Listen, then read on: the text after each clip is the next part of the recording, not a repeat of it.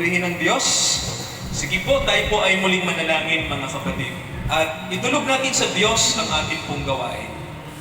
Amang makalangit, pagpalain niyo po ang pagsasama-sama ng mga kapatid.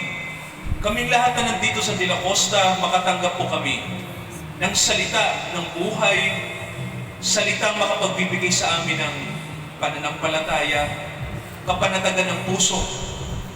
Bigyan niyo kami, Ama, ng pangunguna ng inyong Espiritong makalangit sa sandaling ito. Tumatawag po kami, dakilang Ama, Diyos ni Abraham, sa inyo, dakilang Ama, sapagkat naniniwala po kami na nandito ang inyong banal na Espiritu sa aming kalagitnaan. Tulad ng panalangin kanina ng aming kapatid, dalangin namin ang aming mga puso, pakasakdalin nyo. Alisin nyo ang lahat ng kasalanan upang makatanggap kami, Ama, ng pagpapalang mga espiritual, mga pagpapalang kailangan namin upang magamit namin sa bawat araw, upang makinabang kami sa inyong mga pagpapala.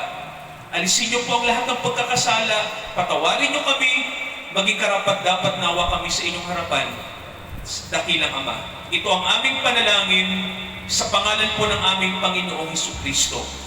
Amen. Okay mga kapatid, sa Romans 5, patuloy po nating basahin ang sulat ni Apostol Pablo sa Roma. Tayo po ay huminto dito po sa verse 5, pero tutuloy po tayo dito sa verse 6. Romans 5, mula verse 6. At ito po ang sabi ng Bible, ang nakalagay. Okay, sabi po sa mga kapatid, no, sabi po sa ay, maliliit yung letra pala, no? Nakikita nyo ba yun?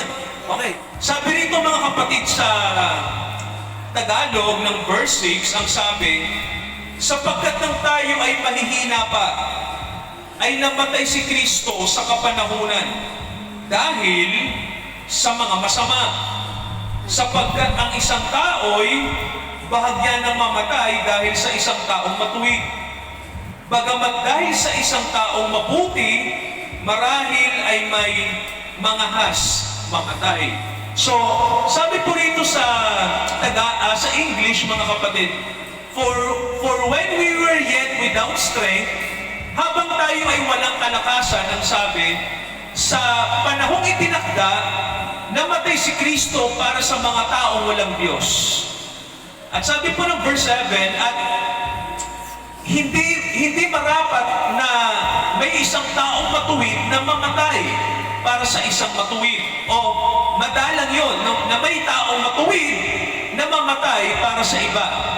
Ngunit, ang sabi rito, may mga taong mabuti na kung saan ay, ang sabi ng Bible mga kapatid, no, ang nakasulat ay, even dare to die, could even dare to die. So, siguro po, maganda mga kapatid, no, na itong verse na to, ito mga kapatid yung sinasabing nakapaloob, no, sa sinasabi na, ano ba ang mga tao? Sino ba yung mga taong may Diyos? Paano ba natin malalaman na tayo po ay may mabuting status sa Diyos? No? Paano ba natin malalaman yan? So, naalala ko po, mga kapatid, no, may isang quotation, isang statement na sinabi ang isang pastor noong noong matagal na po, noong ika-18 siglo pa. Ang pangalan niya ay Jonathan Edwards. Sabi niya na ang totoong pananampalataya ay ito mga kapatid, malalaman ito ng isang tao kapag mayroon siyang affection sa Diyos. Sabihin niyo nga po, affection. Yan. So ano ba yung Tagalog ng affection? Ano po ba yung affection, mga kapatid, sa Tagalog? Ibig sabihin, may nakakaalam po ba? Ano pong ibig sabihin ng affection? Pagmamahal, no? Tita, di ba? Pag mayroon kang affection sa isang tao, ibig sabihin, mahal mo. So, tama po yun, no? Sabi ni Jonathan Edwards na ang isang taong may pananampalataya, mayroon siyang pagmamahal sa Diyos. Amen po ba? So, mahalaga po mga kapatid na mahal natin ang Diyos. Yes. Yun. Kasi po, di ba, yun ang unang utos sa atin na mahalin natin ang Diyos. Ang maganda po rito, mga kapatid, no, kung babasahin natin, pansinin niyo po yung yung verse 5. Di ba sabi rito, ang nakalagay sa verse 5, ang ating pag-asa, hindi natin ikinahihiya ang pag-asa natin. Nakita niyo po? Sabi rito, hope make it not ashamed. Yung pag-asa natin sa Diyos, hindi tayo nahihiya o hindi tayo napapahiya. Kasi ang sabi, ang pag-ibig ng Diyos, ibinubuhos sa ating mga puso sa pamamagitan ng Espiritu Santo na ibinibigay sa atin. So, pansinin niyo to Pag ang Espiritu pala ng Diyos nasa tao, anong ginagawa ng Holy Spirit sa puso natin, mga kapatid? Anong ginagawa ng Espiritu ng Diyos kapag nasa atin? So, di ba ang sabi, tita, ang nakalagay, ang pag-ibig ng Diyos, ibinubuhos niya. So, ibig sabihin po, habang tumatagal tayo sa pananampalataya, yung pag-ibig natin sa Diyos, lalong lumalakas. Napansin niyo mga kapatid, kasi tita, ang pagkagamit ng Bible, ang nakalagay, ibinubuhos. Tama po ba? Sabi, ang banal na Espiritu, ang ginagawa niya, ang pag-ibig ng Diyos, ibinubuhos. So, ibig sabihin po, habang tayo po ay, mga kapatid, habang tayo ay naglalakbay sa buhay Kristiyano, dapat yung pag-ibig natin sa Diyos, ano po yan, nananatili. Di ba, tita? At ang sabi rito, nakalagay, mga kapatid, ito yung ito yung nagbibigay sa atin ng lakas. Amen ba ron? Yung pag-ibig natin sa Diyos. Sige nga, sabihin natin, mahal ko ang Diyos. Mahal ko ang Diyos. Yan, so, di ba, tita, ganito? Madaling sabihin sa bibig niya, tama? Pero tandaan natin, ang pagmamahal sa Diyos, nadadama natin yan Tama po ba, mga kapatid? Nadadama yan. At ganito po yan, ang pagmamahal sa Diyos, ganito yan. May mga tao kasi ang tingin nila, ang pagmamahal daw sa Diyos, yung halimbawa, may relihiyon tayo. Ibig bang sabihin, mahal natin ang Diyos? Kasi may relihiyon tayo? Di ba hindi? O ganito, may mga tao, tita, na sa tingin natin, halimbawa ganito, may alam sila sa Bible. Ibig bang sabihin, may alam ka sa Bible, mahal mo ang Diyos? Di ba hindi? So, alam natin na malalim ang salitang pagmamahal sa Diyos. Amen po ba? Malalim po yun. Hindi lang ang tinutukoy doon yung panglabas na ginagawa natin. Kundi tita, ang tinutukoy dyan, kung ano yung nasa loob natin. Amen po ba? Kung ano yung nakapaloob. Kasi alam ng Diyos kung mahal natin siya. Kaya po, ang tanong sa atin, mahal ba natin ang Diyos? Yan. So mga kapatid, nangyayari po yung pagmamahal sa Diyos kapag ang Espiritu ng Diyos nasa atin. Pero, mahirap yung gawin, tita, kapag wala ang Holy Spirit. Yan mga kapatid ang problema, no? Pwede kasi tayong maging relihiyoso, pero wala ang Holy Spirit. So, mahirap po ba yun? Mahirap, tita. Kasi, ang nangyayari po nun, ginagawa lang natin yung sa tingin natin na mabuti, pero walang guide. Tama po ba? Kasi ang sabi ng Bible, eto mga kapatid ang gumagabay sa atin sa buhay Kristiyano, ang Holy Spirit. So, tita, kung wala ang Holy Spirit, ano mangyayari? Wala. Di ba? So, ang mangyayari lang yan, ginagawa lang natin ang isang relihiyon sa tingin natin tama, pero walang guide, tita. So, tanong, mahalaga ba may guide? Natural. Di ba? Natural. Kung tayo nga, nung mga bata pa, sinong guide natin nung maliliit pa tayo? Tita, sinong guide natin? Magulang. Tama, tita. So, pag naging Kristiyano tayo, sinong guide natin? Ang Holy Spirit. No? So, ganun din mga kapatid, no? Kailangan may guide. So, tita, marami bang Kristiyano walang guide? Oo, marami. Marami, no? So, maliligaw yung tupa, tita, kasi walang guide. Kaya po, ang sabi ng Bible sa atin, yung kalakasang nanggagaling sa Holy Spirit, yan yung nagme-maintain, tita, ng pananampalataya. Kasi may guide O, ganun po yun. Kaya mga kapatid, sa sa araw na to, ang mapapansin natin sa verse, tingnan nyo po ang sabi may mapapansin kayo ang sabi, nung wala pa tayong lakas, di ba napansin nyo po? Nung panahon na wala tayong lakas, napansin nyo tita sa verse 6, di ba? Nung wala pa tayong lakas, sa panahon na inilaan ng Diyos, namatay ang anak ng Diyos. Para kanino tita? Kanino siya namatay? Tama, sa atin. Tito, no? At tita, pansinin niyo po yung terminong ginamit. Namatay ang Diyos sa mga walang Diyos. Napansin niyo po? Di ba no, ungodly? Ibig sabihin ng ungodly, mga walang Diyos. Opo. So, tita, sino ba yung mga tinutukoy na yan? Sino ba yung mga tinutukoy na yan na walang Diyos? Tayo po yan, tita. Opo, ang tinutukoy po niya ng mga walang Diyos, nung hindi pa tayo nakakilala. O tayo po yan, yung mga ungodly. Opo, tayo yan. Kasi yung Diyos, yung tingin natin kasi sa Diyos, hindi pa kasi yung tunay na Diyos yung nalalaman natin dito, di ba? Di ba, nung tayo po ay nagkaroon ng relihiyon, ang tingin natin kasi sa Diyos, batay lang sa tinuturo ng nakagista natin. Tama po ba? Pero, pag nabasa mo ang salita ng Diyos, iba yung tinuturo. Di ba, tita? Ang tinuturo ganito, hindi yung nakagista nating relihiyon ang magliligtas. Kundi, ang sabi sa atin, kundi, lampas sa relihiyon, may tinatawag na Diyos na nakikipagrelasyon sa tao. Tama, tita? No? Nakikipagrelasyon, ibig sabihin po, kasi kadalasan ang relihiyon ganito, no? Siya yung namamagitan di ba? Kaya may relihiyon, napansin niyo ba mga kapatid? Siya yung namamagitan. Halimbawa, ganito, Pastor, Father, pwede ba na ipag-pray mo ako sa Diyos? Kasi total naman, ikaw ang tigapamagitan, parang ganyan. Pag-pray mo ako sa Diyos kasi, Father, Sister, kayo ang pumapadrino sa akin. Di ba ganon? Pero, di ba ganon? Pero sa Bible, hindi ganon yung turo. Sa atin ang turo, ang relasyon natin sa Diyos, walang taong pumapadrino sa'yo. Hindi si Pastor ang pumapadrino sa Diyos at sa'yo.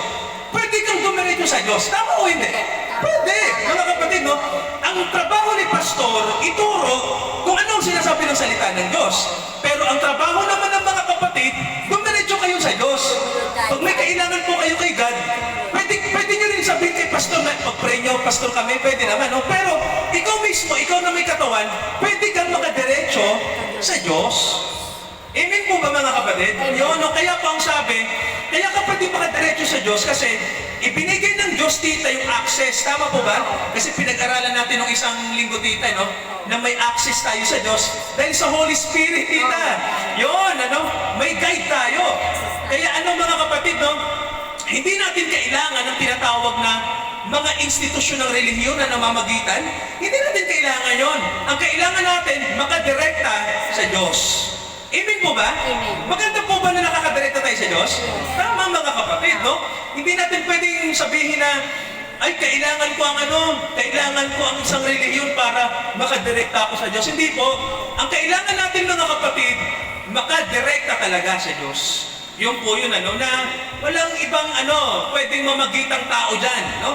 Kundi ikaw mismo, kapatid namin, sa Panginoon, kapag ikaw ay kabahagi ng mga born again, makakakonekta ka sa Diyos. Yun po ang magandang biyaya sa atin. Amen ba yun? Amen ba mga kapatid, no?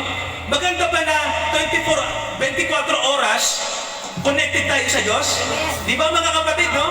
Hindi na natin kailangan na, parang ganito, tita.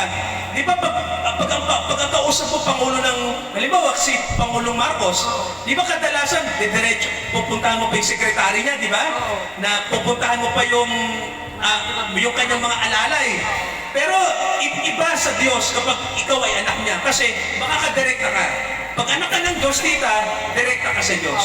Yun. Kaya po, ang sabi sa atin, ang nakalagay, tingnan niyo po wala pa tayong lakas, pero sa panahong itinakda, namatay si Kristo sa mga masama.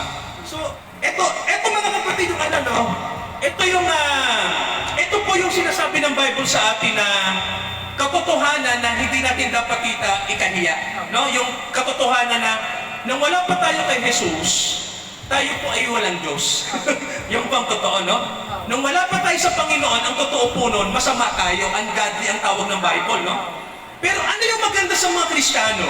Nang tayo ay wala pang lakas, nang tayo ay wala pang Diyos, anong sabi mga kapatid? Sa panahong itinakda. Napansin niyo po, di ba? Sa panahong itinakda, ang nakalagay, namatay si Kristo para sa mga walang Diyos. Para sa mga tao na, yung nga tita, mga pasaway, di ba? Di ba?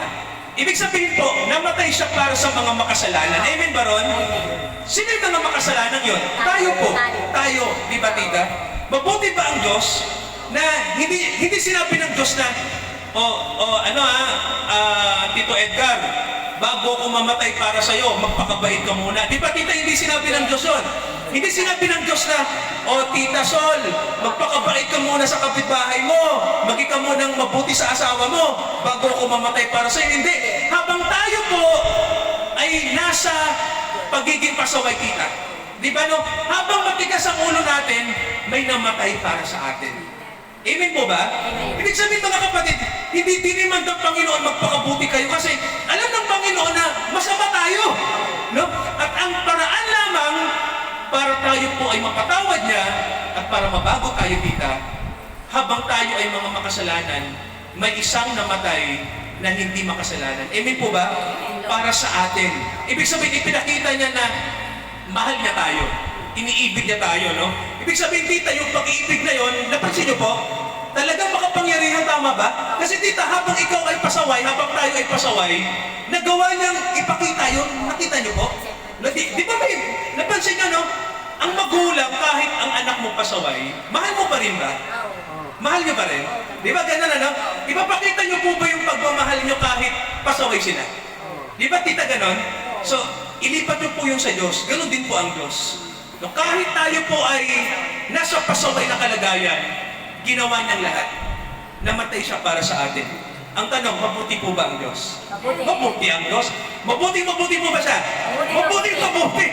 At amen tayo dyan. Kasi mga kapatid, ang totoo lang nun, kung wala talagang nagsakripisyo para sa atin, tita, kawawa tayo.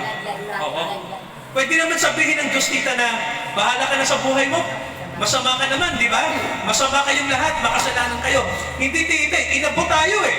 No, kahit tayo ay pasaway, hindi niya tayo pinabayaan. At mabuti ang Diyos. Kasi pwede naman niya tayo pabayaan kung gusto niya. Tama ba, tita? Malaya ang Diyos eh. Pero hindi na ginawa. Mabuti po ba ang Diyos? Mabuting mabuti.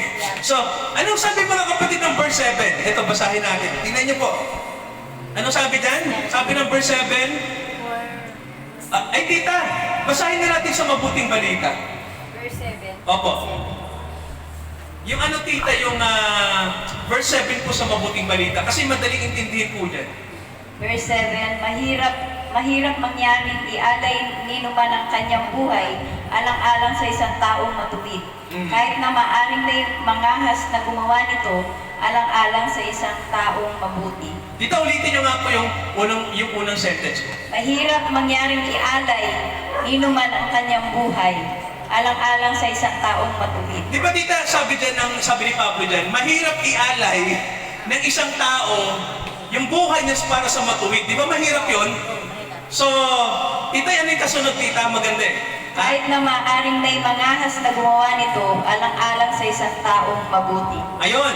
Ang problema ganito, di ba tita, kadalasan sa sistema natin mga tao, kadalasan ang inaalay natin ang buhay natin sa taong tingin natin mabuti. Nangyayari po yun. May mga taong bayani dito eh.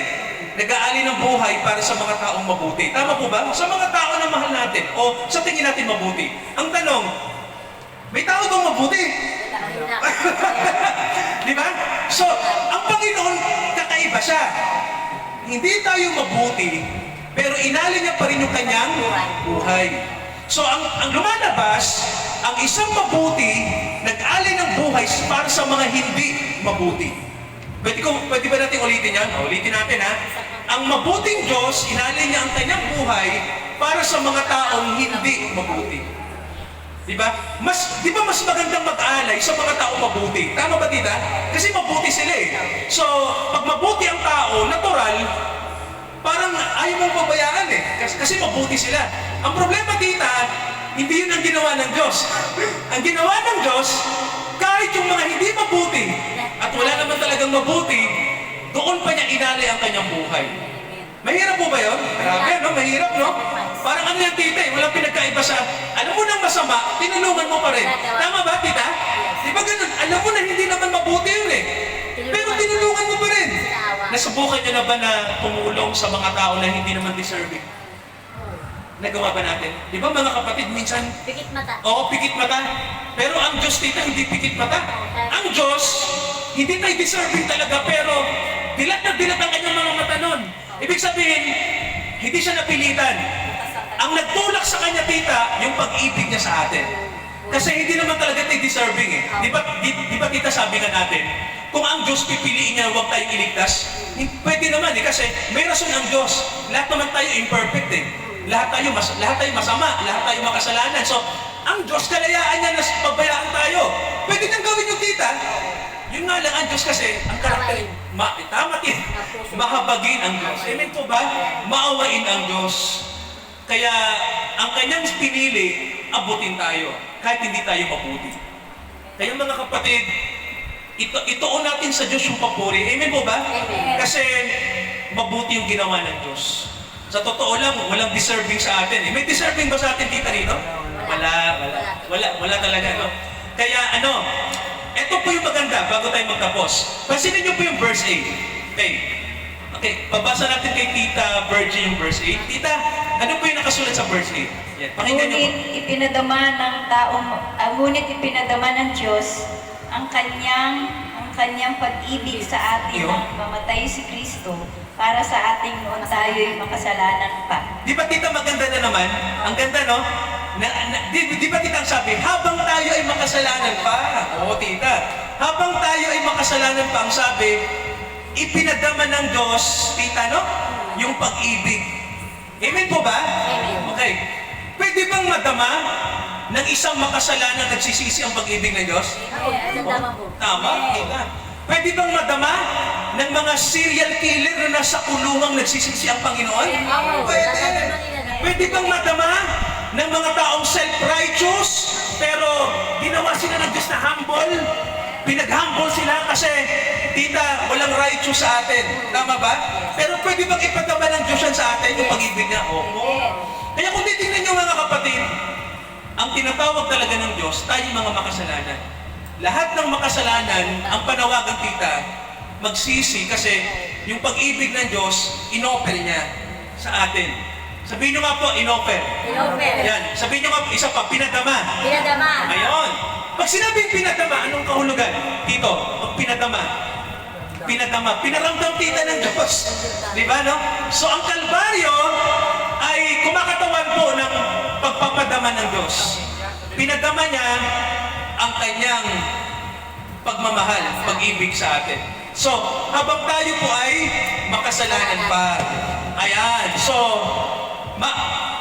mapalad ba ang mga makasalanang tinawag ng Diyos? Yes. Mapalad ba ang mga kasalanan na gustong baguhin ng Diyos? Yes. Mapalad ba ang mga makasalanan na pwedeng makapasok sa langit? Yes. Kasi mga kapatid, ang access natin, walang iba kundi ang Holy Spirit. Ibinigay ng Diyos sa atin para tayo mga makasalanan, unti-unti niyang baguhin tayo. Tita, ano yung nakalagay tita sa verse 9? Ito maganda. Pakinggan niyo po. Sa verse 9, ano pong sabi? Verse 9, kaya't sa pamamagitan ng kanyang dugo, tayo ngayon ay napawalang sala. Amen. At tiyak na maliligtas tayo sa puot ng Diyos. Di ba tita ang sabi dyan? Tiyak. Di ba tita? Sabi niyo nga po, tiyak. Yan, so, mga kapatid, tanong, paano tayo makatitiyak na tayo ay nasa Diyos? Paano natin masasabi na, pastor, pag namatay ako, natitiyak ko, pupunta ako sa langit. Pastor, natitiyak ko, pag namatay po ako, kahit ngayon, sa langit ako pupunta. Mga kapatid, ito ang turo ng Bible. Matitiyak natin yan kapag tayo po ay pinawalang sala sa dugo. Sabihin nyo nga po, pinawalang sala. Ayan, so, mga kapatid, tandaan natin, walang relihiyon na pwedeng magbago sa tao. Amen ba? Walang relihiyon, walang moralidad tita, at walang kabutihan natin ang pwede. Wala. Ang lahat ng yan, hindi nakakaabot sa kaluwalhatian ng Diyos tita. Kahit gaano pa tayo kamoral. Ang isang bagay lang na ibinigay ng Diyos para tayo ay maligtas, yung kanyang dugo.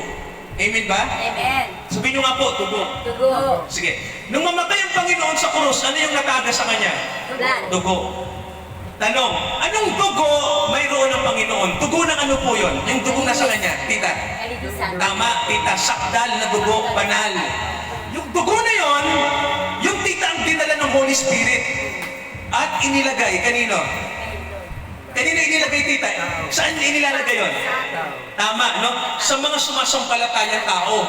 Kaya mga kapatid, magkakakonekta yan eh. Namatay si Jesus. Yung dugo niya nabuhos. Tapos, dugo ng Holy Spirit yun eh, dugo ng Diyos. So, ang gagawin dito ng Holy Spirit, ilalagay niya yung dugo na yun sa atin. Kaya po, pag dumating na yun, yung dugo na yun, Nangyayari lang yung tita kapag nagsisi tayo ng totoo sa kasalanan at sumampalataya kay Jesus bilang Panginoon at tagapagligtas. So, itanongin natin, sino na po ba rito ang nagsisi at nagsisisi pa rin sa kanyang mga kasalanan? Meron po ba? Dapat tayo. Okay. Okay, sino rito nang makapagsisi na tinanggap niya si Jesus sa kanyang puso bilang kanyang Panginoon at tagapagligtas? Sino po rito? Amen. Tinanggap si Jesus sa kanyang puso. Salamat po. Yan. Pag nangyari na yung tita, ang sabi ng Bible, dumarating ang Holy Spirit at tayo po ay tinitirahan para tayo ay ipawalang sala. Yung ganun po yun. No? Simple lang, no? Nagsisi ka, tinanggap po si Jesus, ang nangyari, dumating ang Holy Spirit. Pinatawad ka, at nilinis ka, tita, at nililinis ka. Yun yung ginagawa ng Holy Spirit. Kaya po, kung titingnan nyo, yun ang bagay na makakatiyak ka.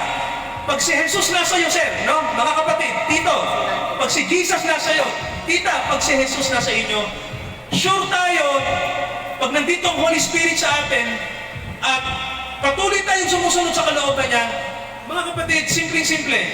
Pag namatay ka, kahit bukas, kahit mamaya, pag nasa iyo si Jesus, tiyak ko po yan. Amen. Tiyak natin yan. Diretso kayo sa langit. Sa Panginoon ay pupunta. Mga kapatid, no? Wala kayong pupunta ang purgatorio. Wala. Walang purgatorio. Wala, no? Wala kayong pupuntahan na sinasabi na waiting. Walang waiting, no? Ito yung kaligtasan, mga kapatid, na matindi. Na ibinibigay ng Diyos o ino-offer niya sa mga tao. At ito yung sinasabi dito na, na kaligtasan, tita, na hindi mo pinaghirapan. Amen ba ron? Amen. Ibig sabihin po, hindi niyo pinagsikapan to. Ang totoo nun dito, Diyos ang nagsikap para maligtas tayo. Hindi tayo. Amen ba ron? Amen. Oo. Ang kaligtasan na sa atin, hindi mo pinagsikapan. Wala. Diyos ang gumawa. Maganda. Ang Diyos may mabuti? Mabuti ang Diyos. Inuulit natin, mga kapatid, no? Hindi po totoo na ang turo, tayo ay magpakabuti dahil ang Diyos, kailangan malugod ang Diyos sa ating ginagawa.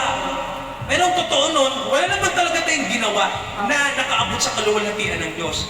Diyos ang gumagawa. Amen po ba? Kaya mga kapatid, ang mabuting gawa po, saan mo ipoposisyon yan? Ang mabuting gawa, yan ang resulta. Amen po ba? Yan ang resulta ng kaligtasan. Tandaan nyo, mga kapatid, hindi kayo gumagawa para maligtas. Hindi ganon. Hindi ganon ang turo. Kaya kayo gumagawa ng mabuti kasi nga, ang Espiritu ng Diyos nasa inyo na. Nasa atin ang Holy Spirit para makagawa tayo. Mali ang iniisip ng ibang Kristiyano at maraming Kristiyano na, tita, gumawa raw tayo ng mabuti para maligtas, para mapunta sa langit. Mali. Mali. Hindi mo pinagsikapan ang makapunta sa langit. Walang taong makakagawa nun. Ulitin natin, hindi yung mabubuting gawa mo para sa Diyos ang magliligtas sa'yo. Kasi ang gumawa ng mabuti sa'yo ang nagligtas. Ang Diyos lang yun. Kaya, pastor, saan natin ilalagay yung mabuting gawa? Ilalagay mo yan, resulta, tita. Amen ba? Yan ang resulta ng iyong pagkaligtas. Yan ang resulta na ikaw ay sa Diyos. Ibig sabihin po, wala ka nang kailangang patunayan. Amen ba ron, mga kapatid? Kaya po ang mabuting gawa na totoo. Kita, ang mabuting gawang totoo, hindi yung gumagawa ka kasi gusto mo ang Diyos maligtas ka, iligtas ka niya. Lord, gagawin ko to Gagawin ko to kasi gusto ko po, pagpunta ko sa langit, sabihin mo, ay, gumawa ka pala ng maraming mabuti, Tita Fall. Opo, papasukin kita sa langit kasi ginawa mo yung mabubuting bagay. Hindi ganun ang Diyos Kasi alam ng Diyos, mga kapatid, na yung mabubuting ginagawa natin sa tingin natin, hindi po yun sapat. Kasi mga kapatid, ang tao, tita, anong sabi? Anong sabi ng Bible? Ano ang tao? Makasalanan. Ang tao ay makasalanan. At hindi kayang bayaran ng ating kasalanan yung mga alam nating mabuti sa tingin natin. Kaya mga kapatid, mabuti po ba ang Diyos? Mabuti. Na ang mabuting gawa ay nanggaling din sa Kanya? Yes. Oo, mga kapatid, no? Yun ang gumagawa sa atin. Kaya ako naniniwala ako, lahat tayo nandito, gumagawa tayo ng mabuti, tita, kasi alam natin na sa atin ang Panginoon. Kaya yung mabuting ginagawa natin, authentic yan. Yan ang totoo. Kaya tuloy natin yung paggawa ng mabuti. Amen po ba? Amen. Tumulong tayo sa church, tumulong tayo sa gawain, mahalin natin ang ating kapwa, lalo higit ang Diyos, at sumunod tayo sa kanyang kalooban. Kasi naniniwala po ako na yung mabuting nasa atin ay biyaya. Amen po ba? Biyaya. Mag-pray tayo mga kapatid. Taas natin ang Diyos dahil mabuti ang Diyos. Amen. Hallelujah. Amas, napakabuti nyo sapagkat kahit kami ay masama pa, sinabi ng Bible, namatay si Jesus para sa amin. Kahit kami ay mga makasalanan pa, kami ay inalayan nyo ng dugo. Salamat Ama dahil ito'y isang magandang revelasyon na ang dugo nyo ang dahilan kung bakit ang tao ay pwedeng maligtas. Bakit kami naligtas? Hindi ito dahil sa mga relihiyon namin. Wala pong mga relihiyon namin ang pwedeng makaligtas sa amin. Wala po. Naniniwala po kami na isang daan lamang, may iisa lamang daan papunta sa inyo. Yan ay walang iba kundi nang isugo nyo ang inyong anak, namatay, ibinuhos ang kanyang dugo para sa amin. Ito'y sapat upang ang tao po ay magkaroon ng tunay na kaligtasan. Nawa Ama, sa gabing ito, pagpalain niyo ang mga kapatiran, palakasin niyo po ang pananampalataya nila, nawa ang aming mga puso ay patuloy niyong akalin ang mga kapatid, huwag kaming manghihina anuman ang mangyari. Manatili kami sa biyaya, sapagkat naniniwala po kami na ang mga tinawag nyo ay inyong gagabayan hanggang sa huli. At sila'y gagamitin nyo na maging daluyan ng inyong pagpapala. Ito ang aming panalangin sa pangalan ni Jesus. Lahat po tayo magsabi ng Amen. Amen. Amen. Amen. Praise God. Praise God. At mga kapatid, sa ating pong pagkakaloob sa Panginoon, uwitin po natin ang seek the kingdom of God and His righteousness habang tayo po ay nagkakaloob sa Panginoon.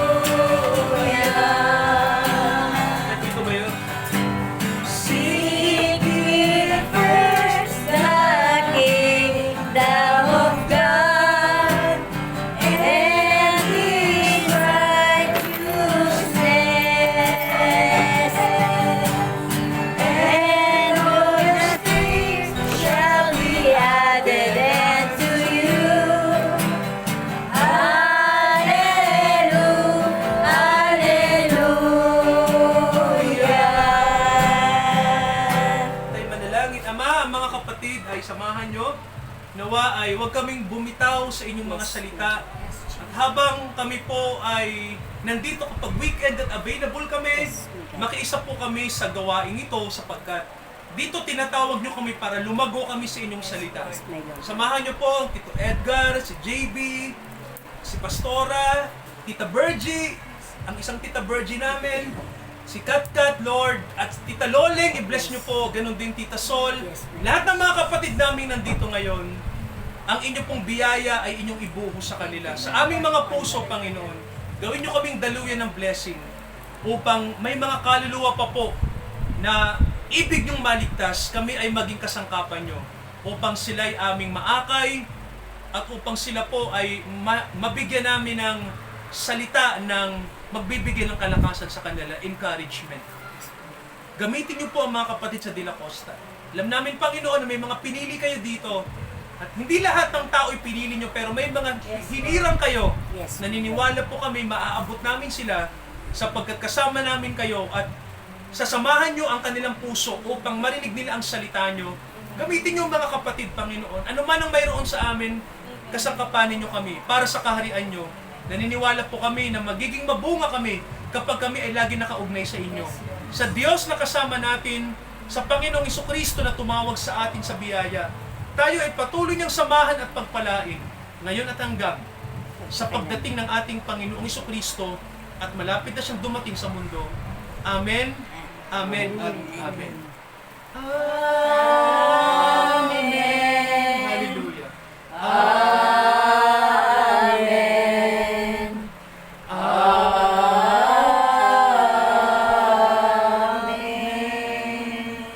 Purihin ang Diyos. Magandang gabi po mga kapatid. Magandang gabi po. Amen.